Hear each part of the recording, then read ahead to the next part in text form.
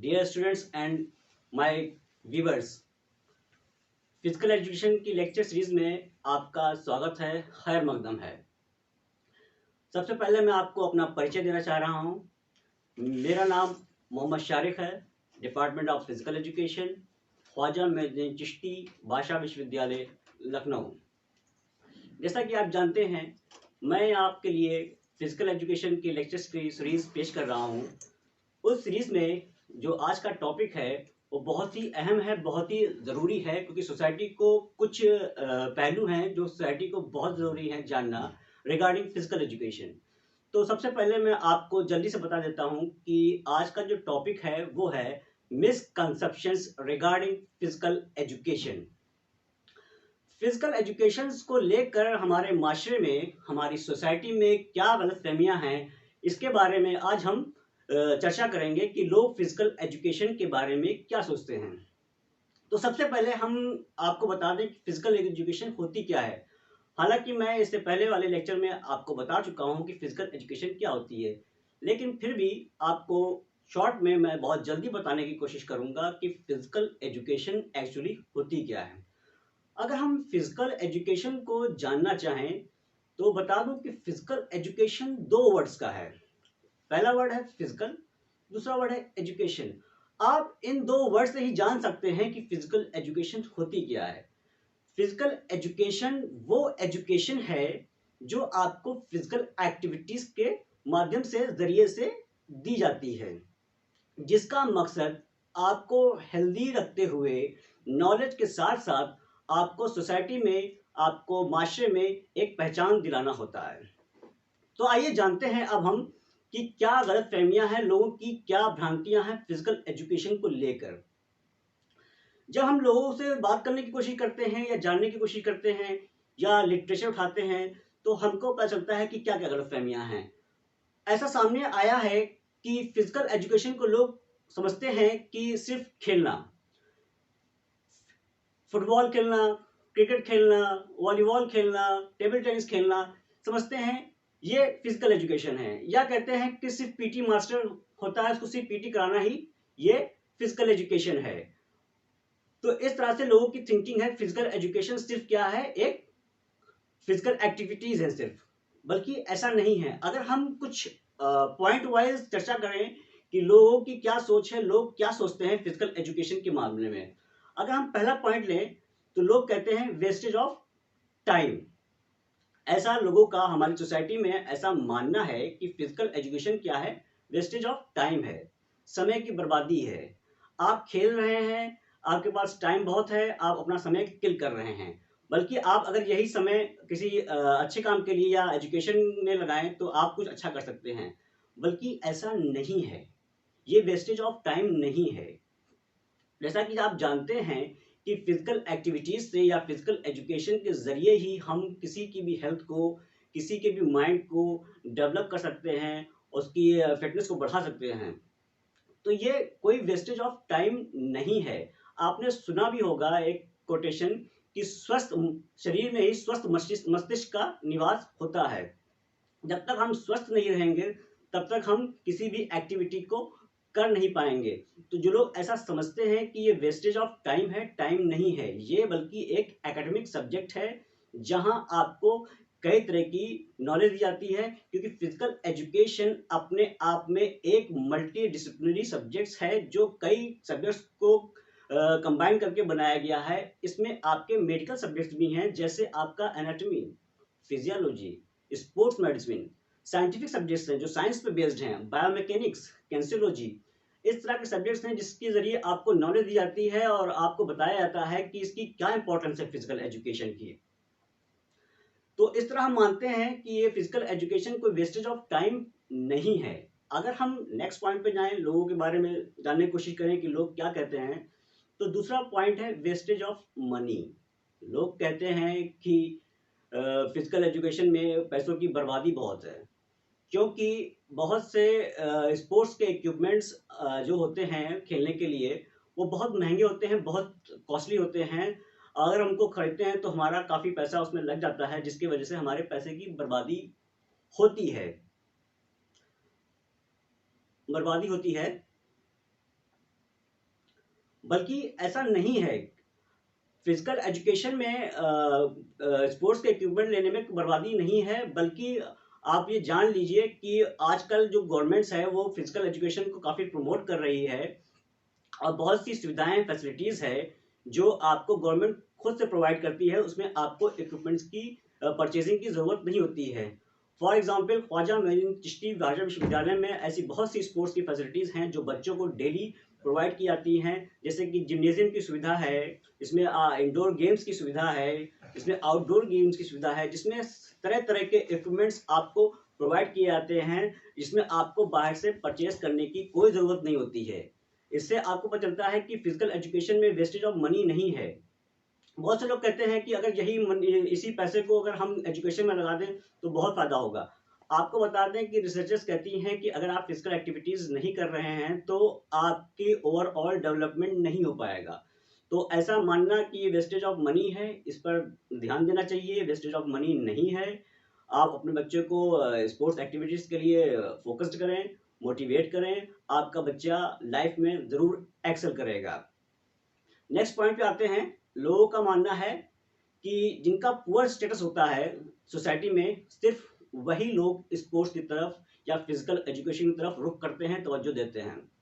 वो समझते हैं कि सोसाइटी में, माशरे में उनकी कोई पहचान नहीं है, इस वजह से वो पहचान बनाने के लिए ही फिजिकल एजुकेशन में जाते हैं। ऐसा मानना उनका बिल्कुल गलत है, क्योंकि फिजिकल एजुकेशन एक ऐसा प्लेटफॉर्म देती है जिससे आपकी सोसाइटी में एक पहचान बनती है, एक रिकग्निशन बनता है आपका।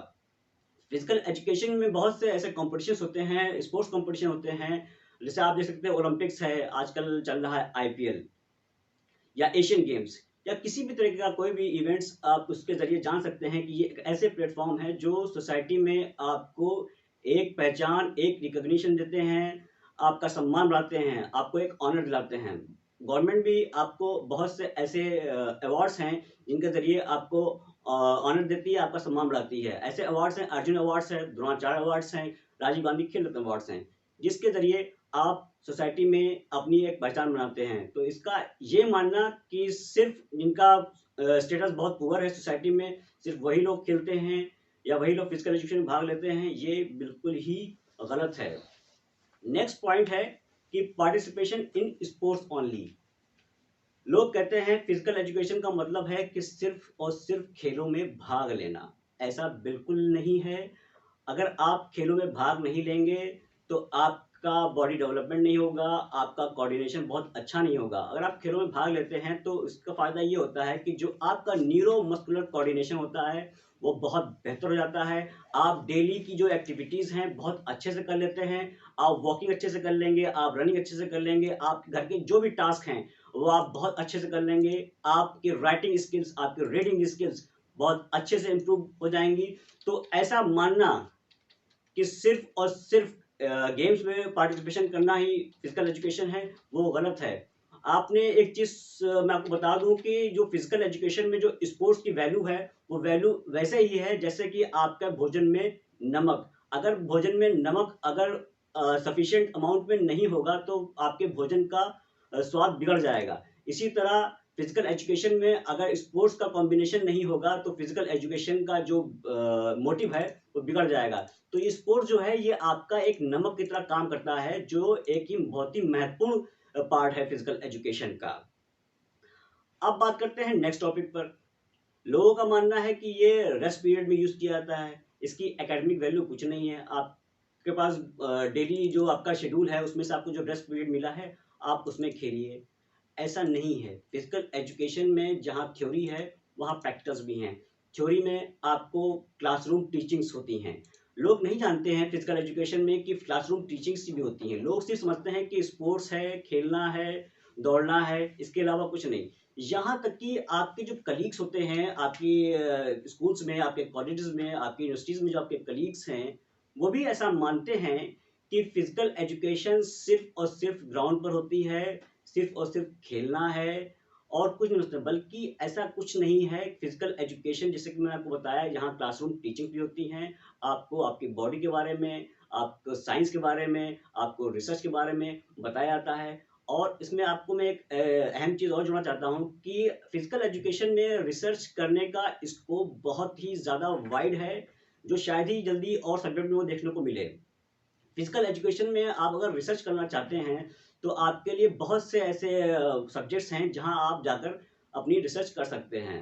मैं आपको कुछ सब्जेक्ट्स के बारे में बताना चाहता हूँ कि जहाँ आप रिसर्च कर सकते हैं। आप एनाटॉमी में रिसर्च कर सकते हैं, आप फिजियोलॉजी में रिसर्च कर सकते हैं, आप काइंसियोलॉजी में रिसर्च कर सकते हैं, आप बायोमैकेनिक्स में रिसर्च कर सकते हैं, आप साइकोलॉजी में रिसर्च कर सकते हैं, आप सोशियोलॉजी में रिसर्च कर सकते हैं। तो बहुत ज़्यादा ही मतलब वाइड स्कोप है रिसर्च करने का।